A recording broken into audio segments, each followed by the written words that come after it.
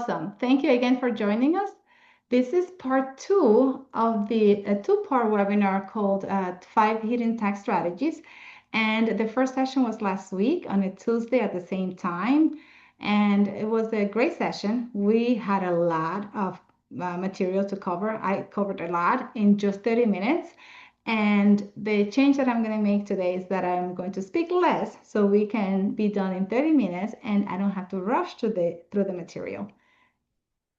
As you might know already, I am Ramona. I'm a CPA, Certified Financial Planner. That's just an add-on to the services that I offer. We are not financial planners to our clients, but we can add value in that area if they need to.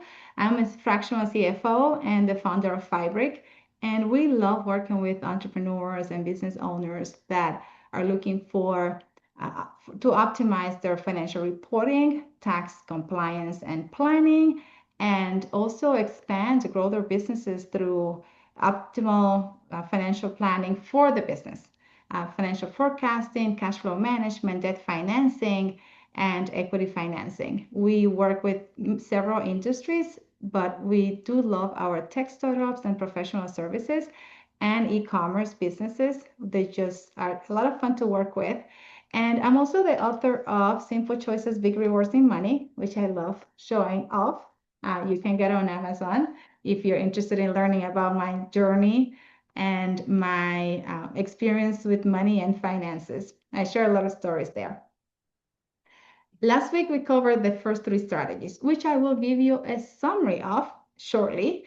But today, I want to focus on the QBI deduction, which is qualified business income deduction that small businesses have the opportunity to take advantage of. And the 5th strategy is going to be on how to optimize your compensation as an owner and your retirement contributions to save in taxes. And at the end, I'll give you some tips on how to time the reinvestment in your business, always with the focus of increasing your bottom line and minimizing your taxes. Why does this matter? We all heard of these changes in the tax laws, right? The one big beautiful bill. Some smile when they hear, some get annoyed. There is noise on both sides, but what this matters to you is that the rules now with this new bill impact how much money you actually end up paying in taxes. And if you're paying more than you need to, that means less money in your business bank account and less money in your personal bank account. We want you to minimize the taxes that you have to pay so you can put that money to work for your business and for your personal wealth.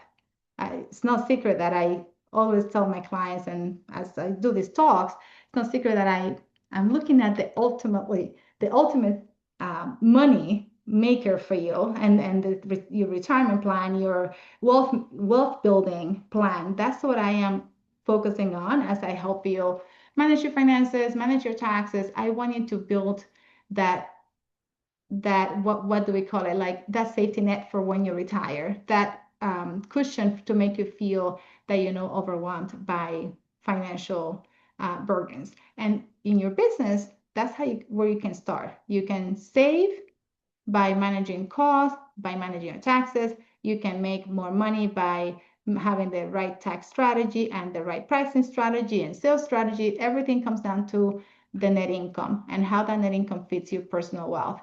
And taxes are a huge expense in businesses. I'm sure you know this already. So with these tips today, I want to help you plan with confidence and manage the income thresholds that will impact how much taxes you pay.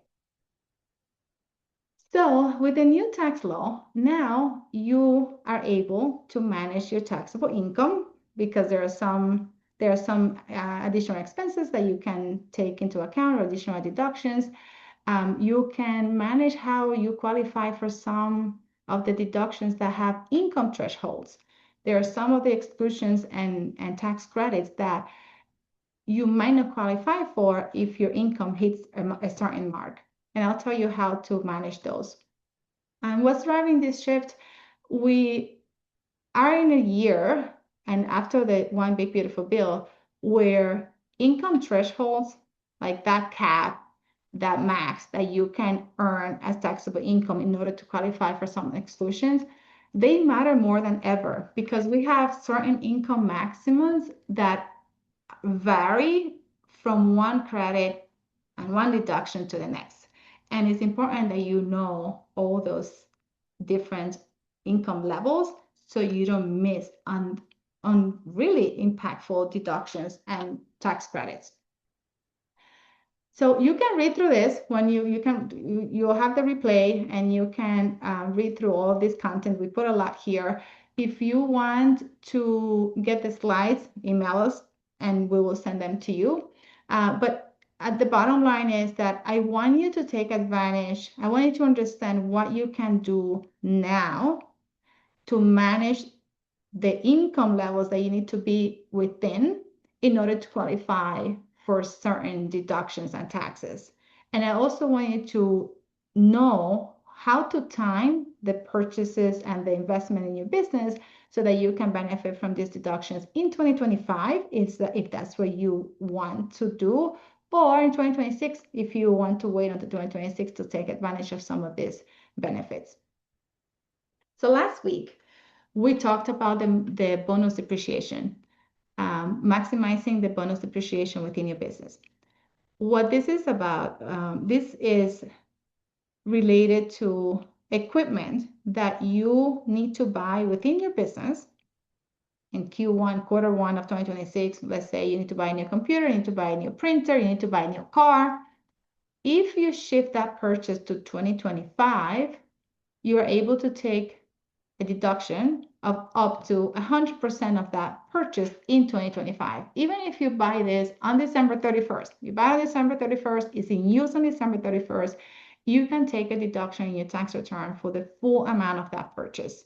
There are some restrictions, there are some thresholds that need to be met. If the company is not generating net income, taking this deduction is not going to have an impact in your personal taxes. But if your company is expected to have net income of $100,000 and you have to buy even a business car that qualifies for deduction, if you have to buy a car, let's use it as an example, of $20,000, that's $20,000 that you might be able to deduct in 2025 and reduce your taxable income to just 80. The second strategy that we talked about relates to research and development. A lot of companies in manufacturing, business development, not business development, software development, many industries are investing in developing a new process, developing a new product, and just innovating. And the investments that they are making in those activities might qualify for tax credits. When you are spending in research and development, that expense is a deduction in your business. In addition to that, you might qualify for tax credits. Again, you, of course, will need to analyze the impact and the qualifications, the timing. So the best thing is to talk to your tax advisor so that you can determine whether the costs of investing in doing, for example, in preparing a tax R&D tax credit survey, because you will need that to know if you're qualified. If the cost to invest in that survey, does it offset the benefit that you're going to get from that credit? So there are some factors to take into account, but I have seen this work really well, especially for software companies or companies that are developing a new product, even if it's a new skincare product, for example, a new shoe that prevents our feet from hurting, like all those innovative products that we haven't thought about how they can benefit us from a tax perspective can potentially qualify your business for additional tax credits. And the third strategy that we talked about last week was how to stay within the income level that will allow you to take advantage of the new increased state and local tax deduction. This one is huge, and this is the one that impacts most of us as business owners and as individuals. So what this is that if you itemize in your tax return at the personal level, itemize means that you are taking a deduction for your home mortgage interest, for state and local taxes, for charitable contributions, and there might be a few others. If the sum of those three items are over your standard deduction, which is everyone gets a standard deduction, meaning that they don't pay taxes on that amount. If this total is more than your standard deduction, you would be itemizing. Again, interest on your mortgage, state and local income taxes, which include your property taxes, and charitable contributions. These are the most common that we see. The change in 2025 is that this state and local tax deduction was increased to $40,000. It was $10,000 prior to 2025. This means that if you own a home and you're paying property taxes of $30,000, or even if you're paying property taxes of $20,000, but you're also paying income tax, if you live in New York or one of those high tax states, it's very easy to pay the states another $15,000, $20,000 in income tax, depending on your income. So imagine if you're paying property taxes of 20 and state income taxes of 10, 15, that puts you at $30,000 of state and local taxes. But we have clients that are way above this 40,000, depending on the size of your home, the property taxes in your town. So being able to qualify for this additional 40 is huge, because that means you went from only getting a deduction of 10 to getting a deduction of 40. That's $30,000 that you're not paying taxes on. And in order to qualify for this, your income, your taxable income must be within $500,000. And that might sound like a little to some taxpayers and like a lot to others, but there is a large amount of us that are within that range. And this happens very easily. If you believe that individually your income is far from that, think about your married filing jointly income, because this will affect that. Married filing jointly get 40,000. If you file separate, you only get 20,000 of this deduction. If you're single, you get that 40,000. And if you're head of household, the same. So, but in being within that income range is very important. And this is the time to look at, what is my potential taxable income this year? What is my projected taxable income this year? And what can I do to put it below 500,000 if you are right above that number? And the easiest way to do this as a business owner is to spend down from the net income of your business. If you have only your business income, and your business income is $512,000 taxable, I would say let's spend $15,000 this year. Buy that, training that you're going to go to next year. Pay now, prepay your rent, or buy a piece of equipment that you can deduct this year. So there is a lot that you can do here. We still have the pass-through entity tax deduction. This is at the state level. This is a good strategy to look into, but it's a little complex to set up, or not super complex, but you do have to make an election with the state at the beginning of the year. You have to make sure you're paying your taxes. But the pass-through entity tax deduction, what this is that you can pay income taxes to the state for your company at the company level, and it becomes a deduction in your federal tax return, which is another way to reduce your taxes. At the end, you have the opportunity to schedule a meeting with me to go through this and personalize this for your own situation. But there is a lot of interesting stuff going on here. All right, so today let's talk about the qualified business income exclusion or deduction. In addition to everything that we have covered, we have the opportunity to exclude from taxable income up to 20% of our business income.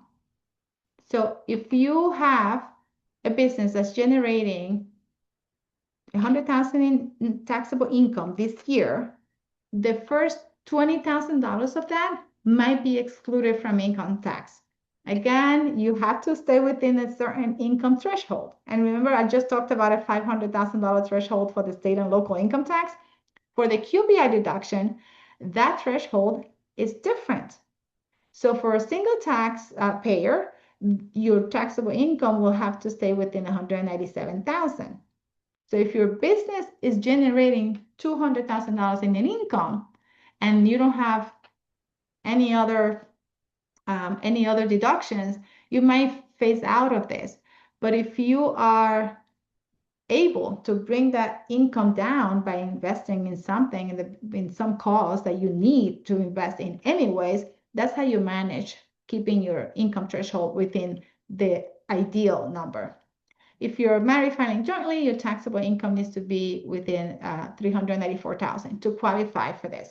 So again, if you are a couple, you have net income, your only source of income is your business income, and your net income is $100,000 from your business. Your spouse is generating income from a W-2 of $300,000. Right now, combined, you are at close to 400. This is when the planning comes in. You have to look into, you have to look at what your spouse is bringing in. How much am I bringing in from my business? Where do I want to be to take advantage of these deductions? And how can I spend down within the business? Or what else can my husband do or my wife? Like, do we need to contribute more to our 401k? We still have a month to do that. The idea is to know these limits and these ranges so that you can manage them. And you still have 30 days to do something here. S Corps, partnerships, single member LLCs, all qualify for this deduction, not C Corps. C Corps do not qualify. So this is a perk for pass-through entities, which are the ones that are listed here. There are some restrictions based on industries. Unfortunately, some of these industries will phase out sooner or not qualify: accounting, law, consulting, health, financial services, and performing arts. So, and this is not the full list, but the idea was that unfortunately, if you are the main source of the revenue being generated by the entity, that's your salary, you are the only one producing revenue. So that was in theory what was behind these industries that are restricted or have or phase out based on that threshold. All right, if you have questions, please leave them in the chat and I will take a look at the end to see if I have time to respond. But otherwise, I will email you, I promise, if you have a question, and you also have the opportunity to schedule time. So how does this QBI deduction work? And I gave you some examples before we got here. So business income, let's estimate 200,000. You're filing jointly. This is not an excluded or this is a specified service or trade business. Those are the accounting, law, and health industries that I mentioned before. But you're not in one of these industries. You still fall within the threshold. So your business income is 200,000. You may have other income through your spouse or yourself that still doesn't put you out of the threshold. Let's assume that. The QBR deduction would be 200,000 times 20%, which means that 40,000 of this income does not pay income tax. And this has been in place since 2018, but it has now been extended. It was set to expire at the end of 2025, and this is why this is good news, and this is one of the benefits of the new bill, that this is staying.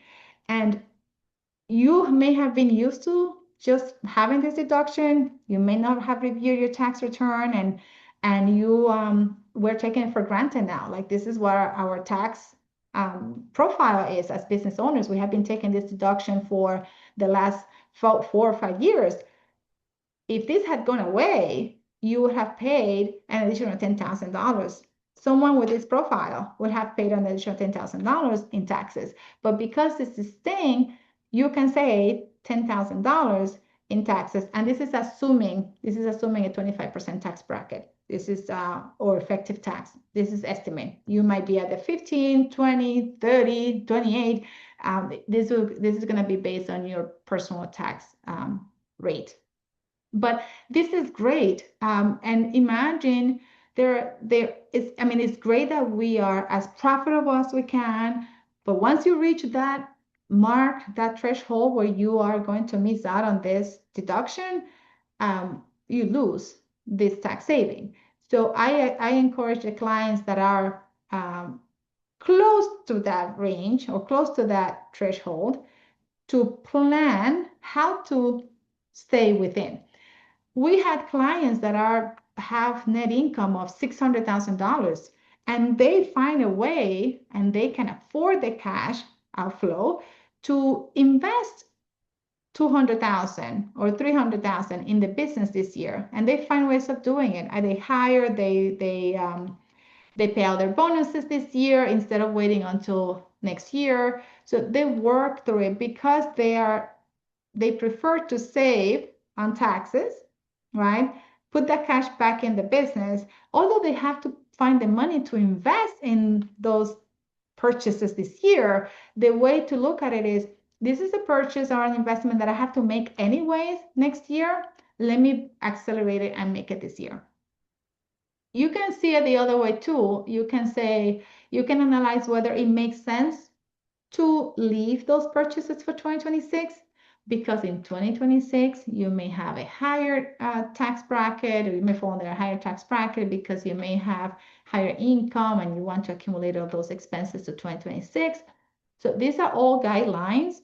You will need to analyze your own situation, the business situation, cash flow situation, personal goals, everything else going around for you, for your family too, because sometimes we make decisions harshly, quickly, and then we get stuck and it's hard to get out of them. So it's important that you are taking all the factors in consideration before you decide, let me spend $200,000 in the business, because maybe you need it next year for something else. So doing a cash forecast analysis, a tax plan together, and looking at what are your goals for next year versus this year, it's very important.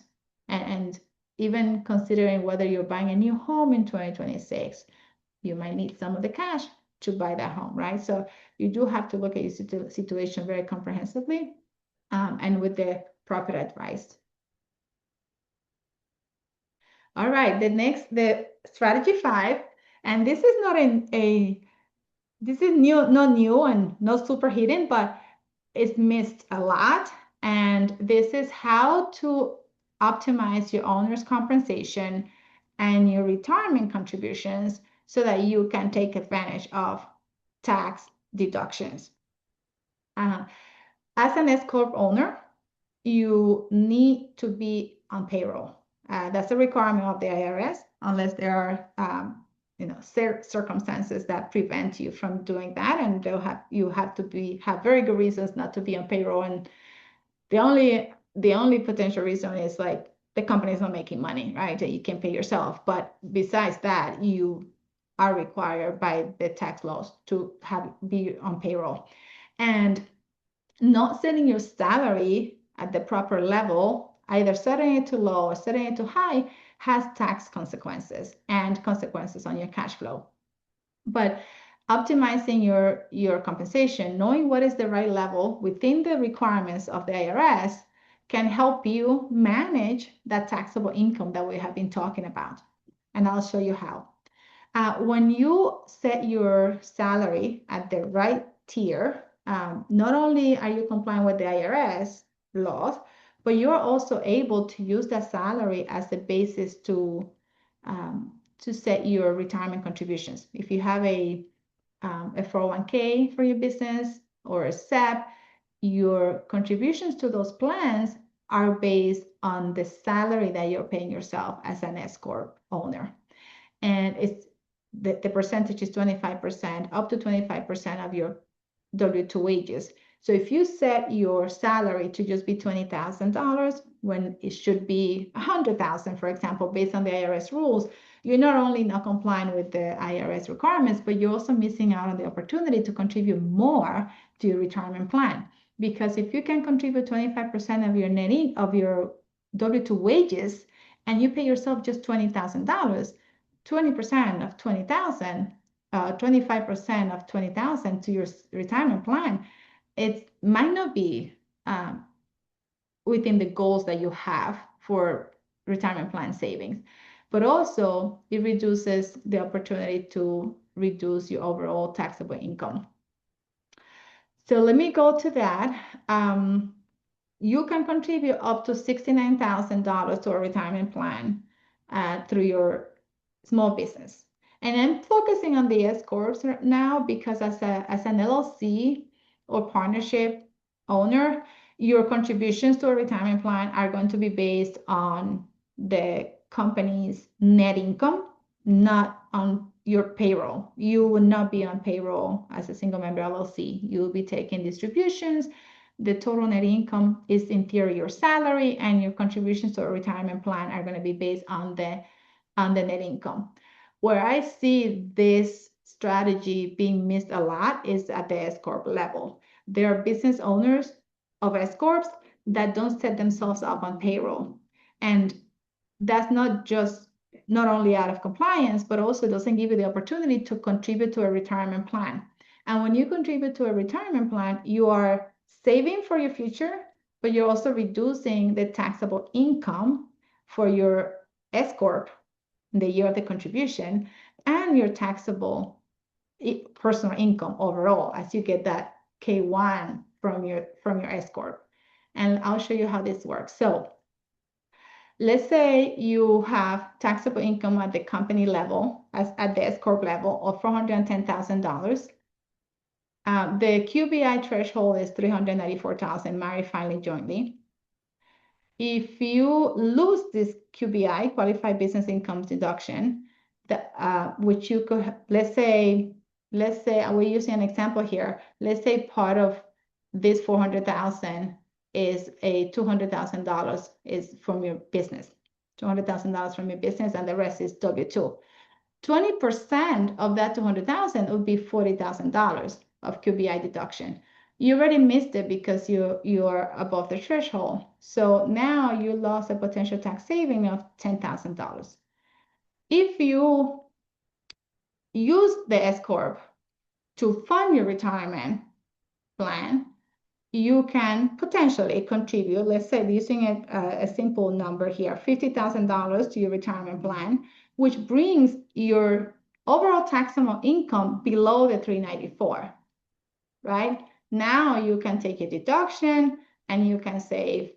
Not only you're saving on the 50,000 that you're contributing to the 401k, and you're saving on the 40,000 of the QBI deduction. Granted, the contribution to your retirement is a deferred tax. When you retire, many years from now, you might have to pay income taxes on those withdrawals, distributions of your 401k plan, and you'll pay the taxes at that time at the rate that you are at that time. But today, you will not be paying taxes on the money that you're contributing to your 401k or SEP. And in addition to that, now you have brought your taxable income below the threshold that will allow you to take advantage of that qualified income exclusion. And in total, you can have a tax saving of up to $22,000. Plus, you have funded your retirement by $50,000, which is going to grow, right? Hopefully, if the market does well, the $50,000 is going to grow, and when you retire, it's going to be a lot more money than what you would get today if you don't make that contribution. If you know me, if you have worked with me, you know that I'm a huge fan and advocate for retirement planning through your business. So I will always talk about this, but I wanted to show you some numbers to motivate you to get on this.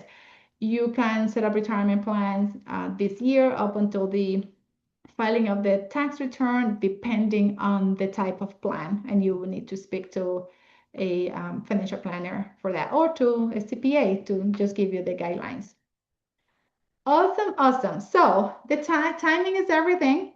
You have 30 days to look into what changes you might need to make to your taxable income. How can you adjust it to fall within the thresholds? And there are some other provisions of the One Big Beautiful Bill that are based on taxable income, which I didn't cover here, but being able to deduct the interest on your personal car that you financed, that was manufactured in the US, that has an income threshold very different to what we have covered here. So, when I was reading about all this, I was like, why couldn't we just use one, like one income threshold that applies to every one of these deductions? It's never that simple, but we can figure it out. We can figure it out together. So timing is everything. Determining whether you need to reduce your taxable income this year because you're closest to meeting those thresholds versus no, I'm going to go with what I have this year, and next year I'm going to manage this better. And there is a good reason why I'm doing it that way.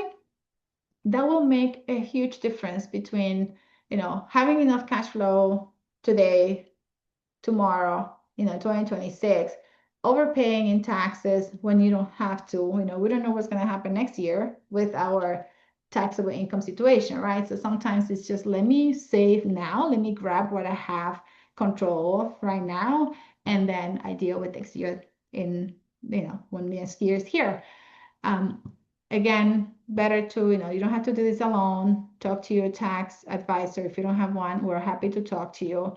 But try to stay within the income that will allow you to take advantage of the qualified business income exclusion or deduction, the state and local tax deduction of 40,000 if you own a home that you're financing, if you have high state taxes, very important. And this is only going to help you it's going to help you save in taxes, which is going to increase your cash flow availability. And as you go into 2026, what you would have paid in taxes this year is available for you next year for reinvestment. This is all here for you to refer to later on, but this is a summary. Leverage the qualified business income deduction, optimize your compensation and retirement contributions if you're an S Corp owner. If you are an LLC or partnership owner, there are also some considerations to make there around the retirement contributions. We can happy to talk to you about that, and use this cash that you're saving to reinvest and build liquidity for your business and grow your business, which is what we all want to do. We are offering two ways for you to work with us or consult with us. We have our free consultation available, which we offer all of our clients. That's a 30-minute consultation to talk about our services, how we can help you, learn about you, and just see how we can help you in 2026 or 2025. The other option is you can schedule a consultation this year. I'm saving a few spots to work with you this year on putting together a plan for you specifically based on where you are this year. If you think you are close to meeting those thresholds or missing out, we can work on a paid consultation where I will look at your data, your tax data, your financials, and see what we can do, or you can do on your own or with your existing tax advisor to ensure that you are able to take advantage of these additional benefits that are available for you. The R&D tax credit and deduction, the bonus depreciation, the qualified business income deduction, the state and local taxes, and your retirement planning and contributions. So you can take a look at this QR code if you're able to try to scan it now, but we will be sending you an email with our links and consultation information so that you can schedule if you want to do some work with us.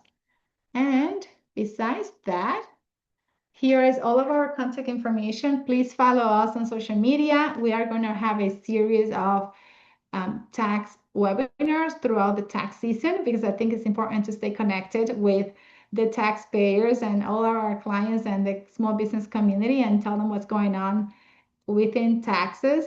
It's always fun. You see, I don't know why I smile when I'm talking about taxes. Everyone says that. I don't know why, but I just love this, and I hope that you all can take advantage of